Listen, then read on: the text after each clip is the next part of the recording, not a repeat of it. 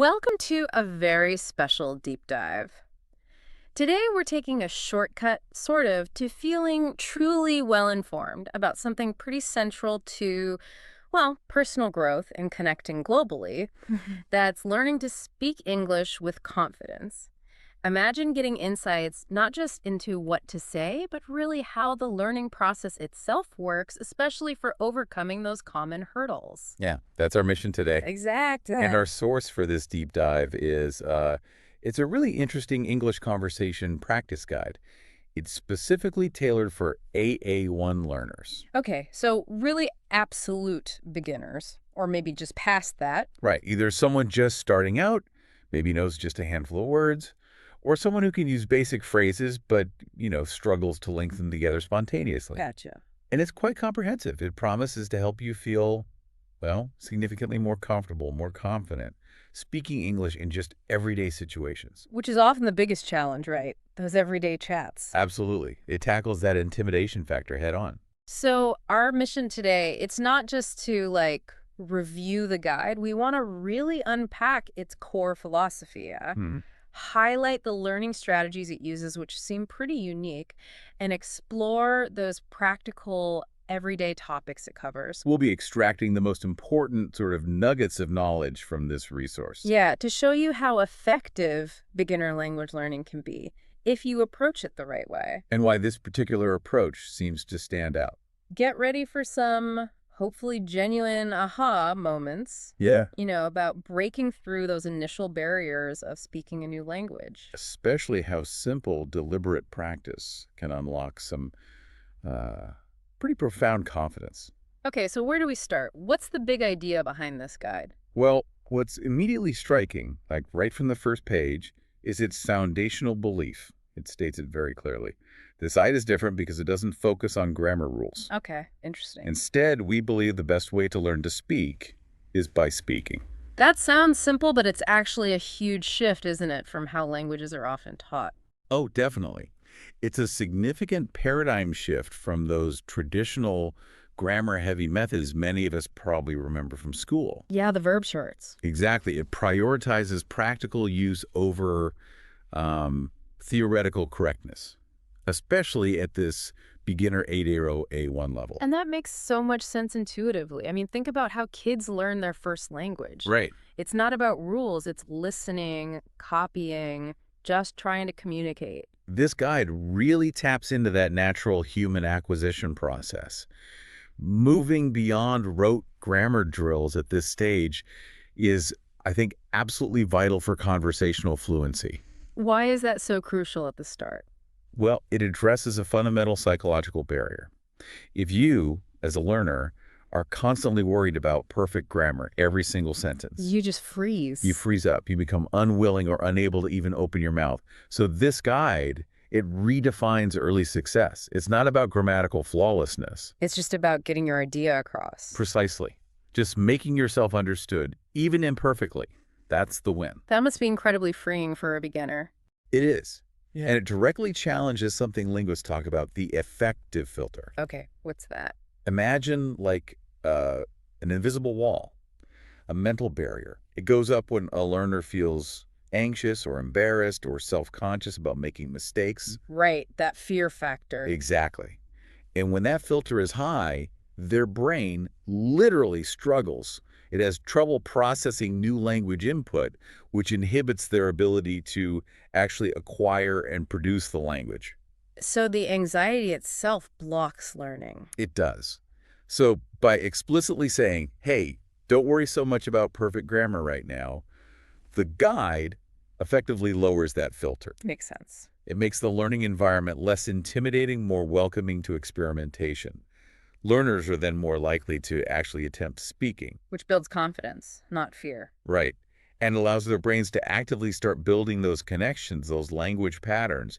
The guide promises to help you feel more confident and comfortable speaking English. And this philosophy is how it does that. It's not just a nice sentiment. Exactly. It's baked into the methodology. So it's not just encouragement, it's like a smart learning strategy based on how our brains work. Very much so. And this philosophy isn't just abstract. It's meticulously woven into the guide's structured approach to practice. Okay, so how does it structure the practice? It lays out a very clear four-step method in the How to Use This PDF section. Step 1, read the dialogues. Right. Step 2, practice conversation starters. Step 3, do the practical application. Okay. And finally, step 4, repeat and review. Each step is designed to build on the last one, creating this kind of powerful, self-reinforcing learning loop. Let's break those down. Step 1, read the dialogues. What's the key there? The guide specifically says, don't worry if you don't understand every single word at first. Try to get the main idea. Ah, so not getting bogged down. Exactly. It's brilliant, really. It aligns with this idea of comprehensible input in language learning. Which means Language that's slightly beyond your current level, but you can still figure out the meaning from the context. So by encouraging you to get the gist, the main idea, it prevents that initial overwhelm.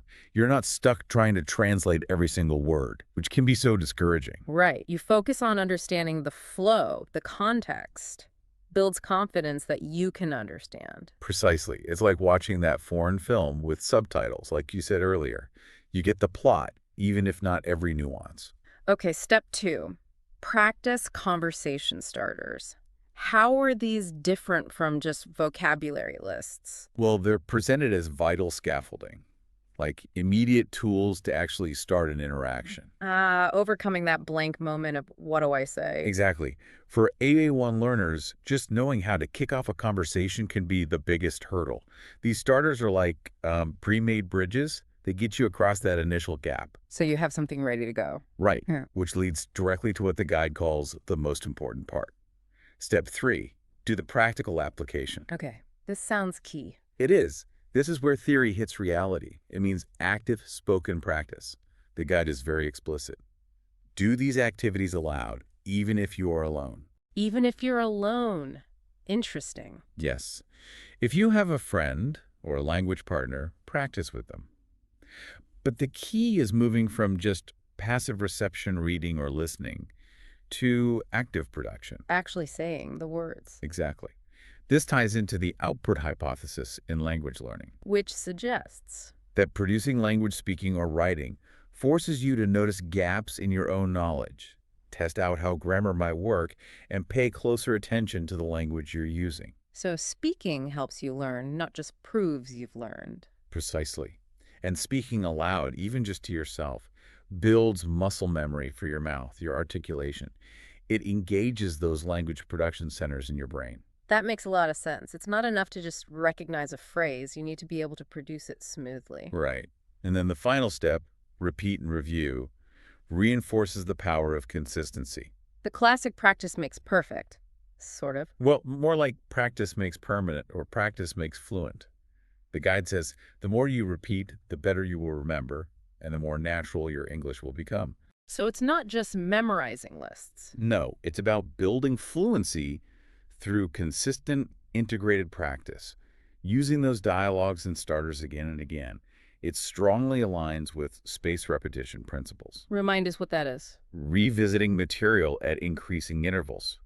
It's scientifically shown to embed information much deeper into long-term memory. So those phrases become easier to grab when you need them in a real conversation. Exactly. It turns conscious effort into more natural, automatic flow. So this whole 4-step cycle read, practice starters, apply by speaking, repeat it sound like a really solid loop. It really is. You get comprehensible input, you get scaffolding to start, you actively produce the language, and you reinforce it through repetition. And that emphasis on speaking aloud, even alone, that seems really empowering, especially if you don't have anyone to practice with right away. It is. You don't need a partner to start building that crucial muscle memory. It really drives home the idea that true learning happens when you produce language, not just consume it. And this whole structure is supported by some specific tips too, right? Yes, absolutely. The guide provides tips for effective conversation practice that directly tackle those common beginner anxieties and potential pitfalls, things that can really stop progress. What's the first one? The very first tip is listen actively. It advises. When someone speaks to you, listen carefully to understand their message. Don't just think about what you will say next. That's hard sometimes. You're busy formulating your reply. It is hard, but it's not just politeness. It's a critical learning skill. Active listening helps you naturally absorb new vocabulary, new sentence structures. Because you're actually hearing how people talk. Exactly. You're noticing how they express ideas, not just waiting for your turn. It's fundamental for real communication. Okay, what else? Then there's what I think is maybe the most liberating advice in the whole guide, and it directly counters that affective filter we talked about. Which is? Don't be afraid to make mistakes. That's huge. It really is. It says, everyone makes mistakes, especially when learning new language. It's a normal part of the process. The important thing is to try and to learn from your mistakes. So mistakes aren't failures. They're opportunities, vital data points for your brain. Embracing this mindset just massively reduces that psychological barrier, that fear of embarrassment. Which frees you up to experiment more. And that leads to much faster improvement, ironically. If you're not trying because you're scared of mistakes, you're simply not learning. Mistakes are proof you're engaging. That's a really powerful reframe. What comes next? Hand in hand with that comes start small and use simple language. Okay. The guide suggests you don't need to have long, complex conversations right away. Start with simple greetings and questions. Build a foundation. Exactly. As you get more confident, you can try longer discussions. At Airway 1 level, it's best to use words and sentences you know well. Don't reach for fancy words you're unsure of. Clarity over complexity. Precisely. Clear and simple is better than complex and confusing. This prevents overwhelm. Mastering those basic interactions builds a really strong, stable base for incremental growth. Like the Lego analogy, basic blocks before castles. That's a great way to put it. And the goal at this stage is to be understood, not to sound like Shakespeare. Makes sense. What if you don't understand the other person? Another excellent tip. Ask for clarification, the guide says. If you don't understand something, it's okay to ask. It feels awkward sometimes, though. It can, but the guide encourages it. You can say, can you repeat that, please? Or what does word mean? It's not a sign of weakness. It shows you're engaged. It's a smart learning strategy. Taking control of your comprehension. Right. It breaks down that fear of misunderstanding and ensures you actually get the message, which is vital in real time. Good point. Any other key tips? Yes, expand your vocabulary, but not just by memorizing lists. He says, when you learn new words, try to use them in your conversations. This will help you remember them. Active recall again. Exactly. Immediate application. It turns new words from abstract things into actual tools you can use, which cements them in your memory far better than just reading them. Makes knowledge active. And then, crucially, find opportunities to speak. Actively look for chances. This could be with friends, in a language class, or even by talking to yourself in English. The talking to yourself part again. It's highlighted because it's so important. It stresses creating your own immersion, even if you're not in an English-speaking place. That self-talk reinforces the output hypothesis. Yeah, I can see how narrating your day or describing things around you, even mentally, keeps the language firing. It really does. It forms those neural pathways. And the final tip ties it all together. Consistency is key. The daily grind. Well, hopefully not a grind. But the point is, a little practice every day is better than a lot of practice once a week. Builds habit, prevents getting rusty. Exactly. It's about cumulative effort, that compounding effect. Small, regular steps add up significantly over time. So taken together, these tips, active listening, embracing mistakes, starting simple, clarifying, using new words, finding chances, being consistent, they create a whole learning environment, don't they? They really do. A supportive, low-stress, and genuinely effective environment. It actively counters those typical anxieties and really does pave the way for practical fluency, building confidence bit by bit. Okay, so we've got the philosophy, the structure, the mindset tips. Let's dive into the actual content. What kinds of conversations does this guide prepare you for? Right, the real meat of it.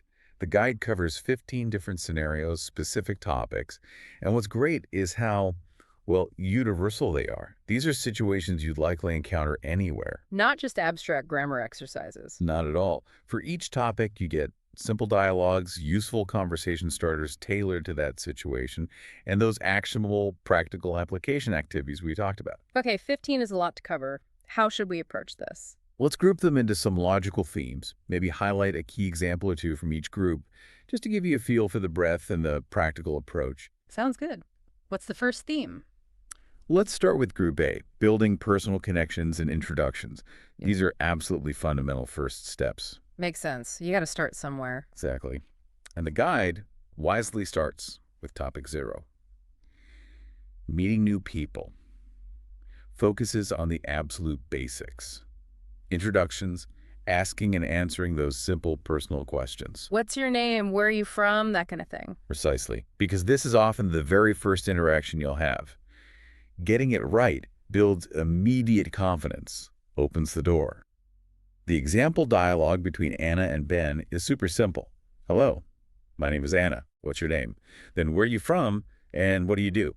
Direct, essential. And the practice for this. The practical application suggests role-playing at a new class, Yeah. at a coffee shop. It pushes you into immediate low-stakes practice. You go from just reading it to actually doing it. Embodying that output idea again. Nice. What else is in this initial connection group? Also crucial is topic 5, family and friends. This helps you talk about your family members, your friends, describe relationships. Getting a bit more personal. Right, which is key for building deeper connections. It also helps you understand cultural nuances. Mm-hmm. The dialogue between Chris and Maria has questions like, do you have a big family? Who is your best friend? Things you'd actually ask someone you're getting to know. Exactly. And the practical application here is really engaging.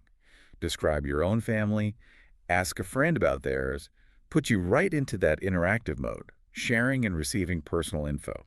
Makes it memorable. Okay, so introductions, family, friends, the core social building blocks. What's the next group of topics? Let's call it Group B. Describing your world and interests.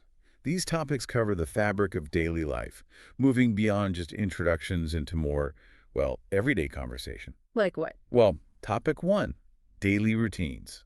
Describing everyday actions, using time expressions, super practical language for talking about your day, making plans, understanding schedules. Stuff like, I wake up at 7, I have coffee, I go to work. Exactly. It naturally integrates time expressions in the morning at 7 o'clock after work.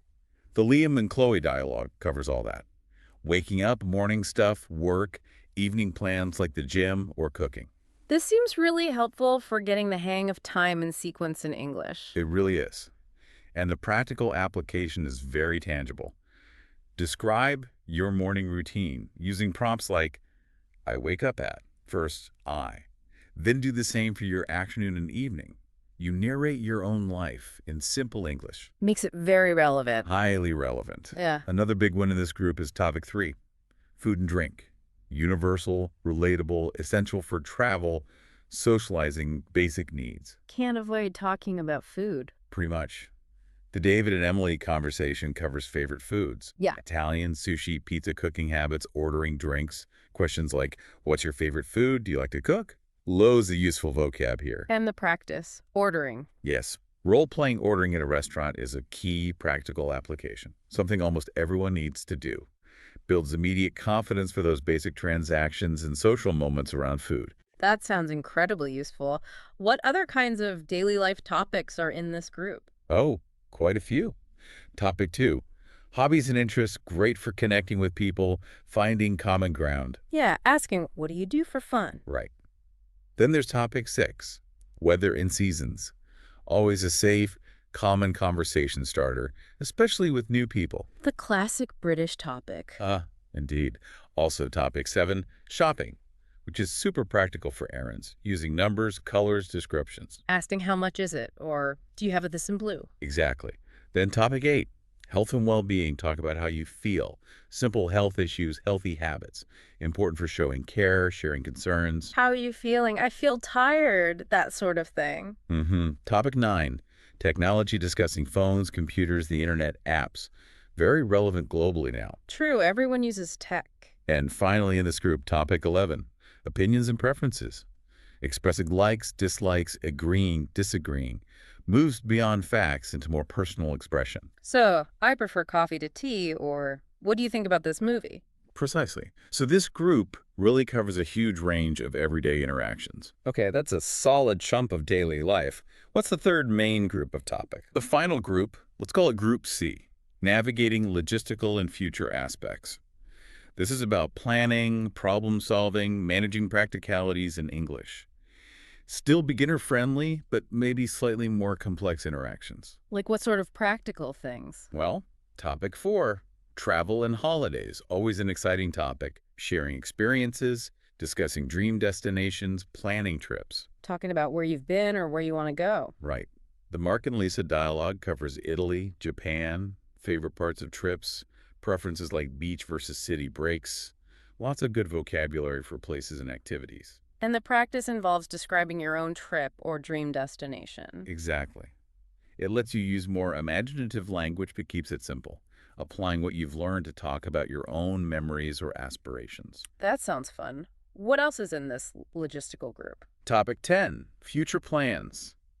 Really important for sharing intentions, dreams, understanding others' ambitions. So, not just holidays, but maybe weekend plans or career goals. Yes.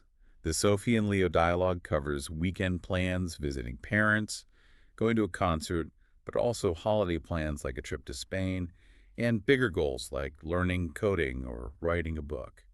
Using phrases like, what are your plans for? What do you want to do in the future? And the practice is about your own plans and goals. Exactly. Describing your weekend, or a future goal you have, makes the language super personal and motivating. Practicing talking about your hopes in English. That's powerful. What other practical skills are covered? Really essential ones. Topic 12.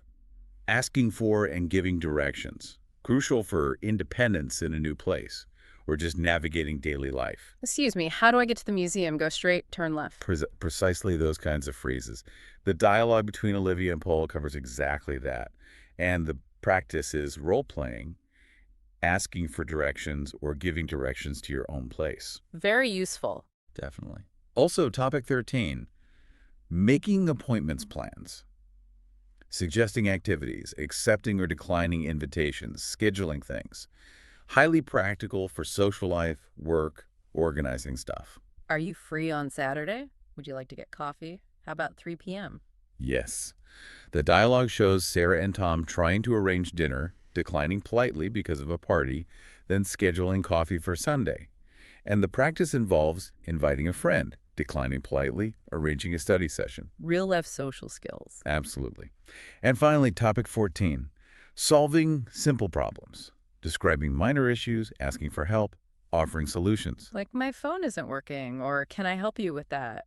Exactly. The example is Mike helping Jessica with her computer. Practical for those everyday glitches where you need to ask for or offer help. The practice includes describing a problem with an object, offering help, asking for help. So this last group really rounds out the functional skills needed for engaging in the world in English. It really does.